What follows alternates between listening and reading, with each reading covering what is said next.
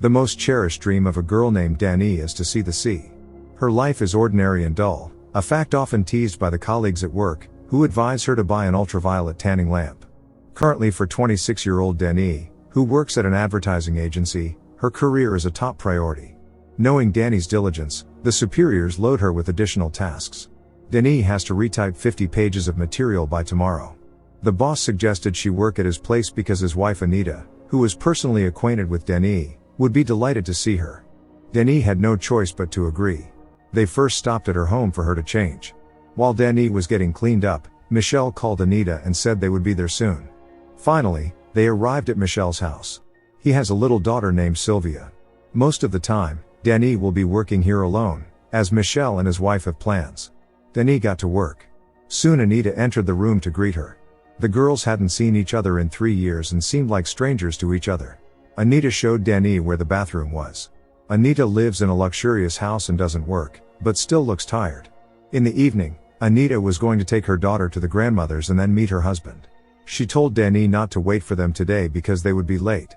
Dani continued her work. She would stay overnight here to finish everything by tomorrow. Many sleepless hours awaited her, but Dani was already accustomed to it. She fell asleep on the couch, thinking about how great it would be to be Michelle's wife, a successful and wealthy man. Dani woke up to Michelle's voice telling his wife that he was tired of these constant parties. In the morning, Michelle woke up Dani and brought her coffee. Taking a shower, Dani talked to her reflection in the mirror, imagining herself as the mistress of this house. However, in reality, Dani is just a simple secretary who has never been to the sea. Soon Dani finished the work, and Michelle handed her a bonus in an envelope.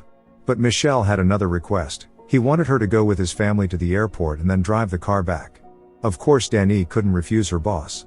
But she envied Anita, because she with her husband and daughter would go on vacation unlike Dani. It was pouring rain outside. Dani wasn't sure if she could handle it, as she had little experience in driving. Anita started getting annoyed, thinking the secretary was deliberately wasting time. When the spouses with their daughter left for the airport, Dani was supposed to drive the car to private parking, as agreed. She too would like to own such an expensive car. Dani went to a cafe to have a drink and think about what she needed. At some point, she decided to change the route and drive Michelle's car to the sea, which she had never seen. That's exactly what Dani did. She dreams of a bright, rich life and wants to distract herself from the gray reality, even if only for a short time. On the way, Dani stopped at a store to choose a swimsuit and a summer dress. The upcoming first meeting with the sea is the most exciting thing in her life. Seeing the expensive car outside, the saleswoman thought Dani was an actress. But Dani lied that she owned an advertising agency. Putting her things in the trunk, Dani was about to continue her journey. However, she was interrupted by a woman who claimed that she had seen Dani feeling ill in the cafe the day before. The tail lights of her car had allegedly malfunctioned that day. Dani told the woman that she was mistaken. Dani was in Paris that morning, so she couldn't have been here yesterday. However, the woman continued to insist that she saw Dani in the morning. Not wanting to listen to this nonsense anymore, Dani drove on. She plans to stay by the sea until Tuesday, confident that her boss will not find out about the car. Stopping at a gas station, Dani immediately attracted the attention of onlookers. Of course, a girl in an expensive car would inevitably draw attention. And Dani really liked that feeling. Dani decided to have a snack at the gas station cafe. A man, a trucker, offered to pay for her. Dani felt like she was in charge of her own life. In the restroom she tidied herself up, anticipating her first encounter with the sea. However, deep down, Dani knows what she really represents. Suddenly someone attacked her from behind. Hearing screams, people at the gas station became concerned. Dani lay on the floor, looking disoriented. The mysterious person who attacked her was no longer here. No items were missing from Dani, so it wasn't a robbery. Everyone assured that no one entered the restroom after Dani. If something had happened, others would have noticed the criminal. But Dani continued to insist that someone was there. The wrist injury confirmed it. One of the men said it couldn't be true because she had the injury since yesterday. Dani denies it, as she was in Paris yesterday, not here. The man from the workshop reminded her that he fixed the tail lights of her car yesterday. Hearing this, Dani was puzzled. What was happening seemed absurd. Perhaps all these people confused her with someone else. The man from the workshop was going to call a doctor, but Dani refused, determined to continue her journey to the sea. Before she left, the man apologized for being too insistent yesterday. He couldn't resist because Dani is very beautiful. Even when it got dark, Dani kept driving. However, doubts and fear settled inside her. Denis doesn't know if she's losing her mind. Stopping and leaning on the steering wheel, Denis dreamed of the sea. She was awakened by a flashlight. The gendarme praised Denis for fixing the taillights this time. Denis doesn't understand what's happening. The gendarme, however, continued to behave as if seeing her not the first time. Denis said she was just tired. The gendarme offered to escort her to the nearest hotel. Driving and following the police motorcycle, Denis talks to herself, trying to understand the situation. Maybe the gendarme and the people from the gas station are in on it together. Or perhaps it's just a dream. The idea of staying in a hotel and getting a good night's sleep doesn't seem so bad to Denis now. She intended to drive the car back to Paris tomorrow, believing that everything would return to normal after that. And she'll see the sea some other time. At the hotel reception, Denis asked the administrator if she stayed here yesterday. The administrator confirmed that she booked a room here last night. Denis wants to get out of here as soon as possible, but some man sat on the hood of the car and said he knew the auto wasn't hers. Denis tried to start the engine, but in vain. It turned out the man disconnected the battery. Getting into the car, the man introduced himself as Georges and said he got a job but hasn't received his salary yet. Denis in turn confessed that she feels like she's going crazy. Returning to the hotel, Denis asked the receptionist to show her form. The handwriting on the form did not match hers. Denis still decided to stay here for the night and agreed to pay for a private room for Georges, just to get him off her back. But Georges continued to flirt persistently. In the end, Denis kicked him out of her room. However, a few minutes later Georges returned, continuing to charm Denis. She kicked him out again, laughing. Later, they had dinner downstairs at the restaurant. Georges told Denis that perhaps the people around are just teasing her, and she's not crazy at all. The trucker, the people from the gas station, the sneaky gendarme, they could all be in on it. After drinking and forgetting everything, Denis no longer objected to Georges' advances. They surrendered to passion in the room. For some reason at that moment, Denis was thinking about Michelle, Anita and her old self. In the morning, Georges told Denis that she talks in her sleep.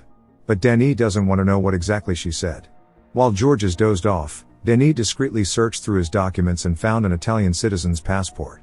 It turns out his real name is Longo. And this is far from the only lie. They continued their journey together because Longo had no money to get there on his own. He was the one behind the wheel. Denis felt anxious as Longo began to pick up speed. Nevertheless, she didn't want to admit that she was scared. At some point, Longo stopped the car and asked Denis to follow him. Although Denis didn't know exactly where they were going, she trusted this strange man. They sat on the rocky bank of a mountain river. Longo started asking many personal questions. His persistence and audacity began to irritate Denis.